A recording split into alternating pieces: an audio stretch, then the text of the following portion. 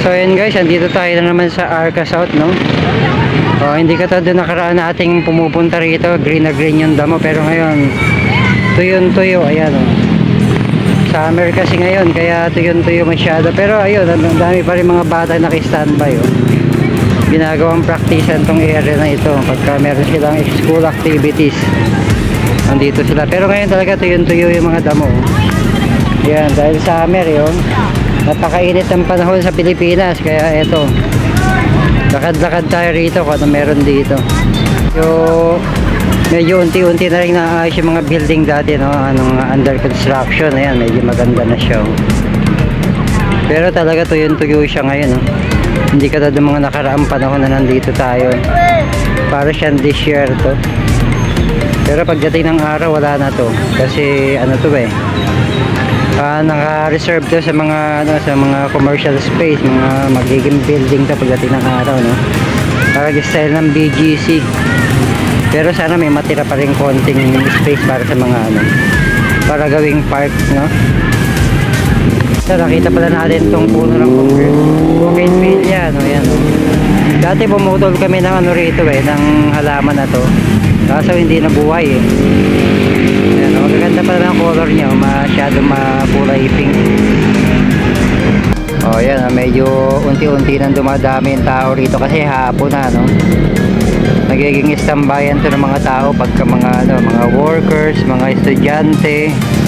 Nagiging istambayan to sa umaga tsaka sa hapon. Ngayon medyo parami yung tao dahil labasan na sa school, tsaka yung iba naman galing sa work, tambay muna sila rito.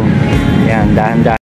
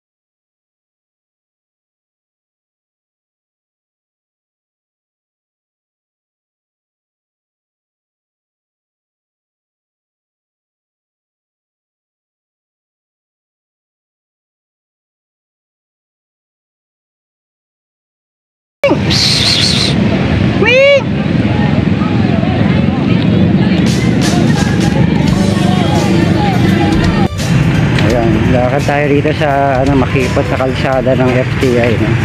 Ang labas nito sa may palengke. Dito kami dumaan kasi doon sa may kabila medyo pataas eh, nakakapagod.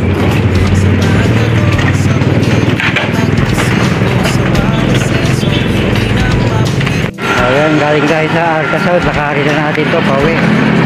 Malapit lang naman yung sa amin dito, lakarin natin medyo itong area lang na to medyo paakyat, kasi nung araw itong area na to mga bundok kasi ito eh. Mga 45 minutes na lakaran. Oo, mga 45 minutes na lakaran. Dati itong area na to mga bundok, kaya ganito ang itsura ng niya, mga kalsada, may mababa, may mataas. So ngayon guys, nandito tayo sa Central Signal, medyo meron pa tayong 15 minutes para makarating sa bahay sa pamamagitan ng paglalakad lang. Nandito pa lang tayo sa may Central Signal, sa may simbahan yan, sa barangay Central Signal.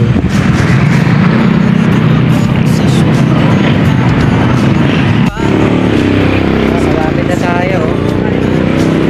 Ito na yung lugawan sa Retiro, Tejeros pala. Yan yung sikat na ano, kainan ng lugawan dito sa aming lugar. So, ayan. Malapit na kami.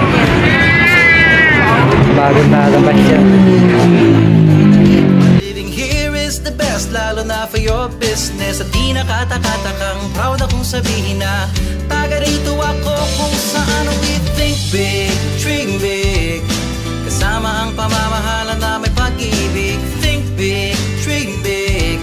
Kitang-kita ang kaunlaran kasi naman we think big, dream big. Kaya naman aking pinagmamalaki na we think big, dream big. I love the gig.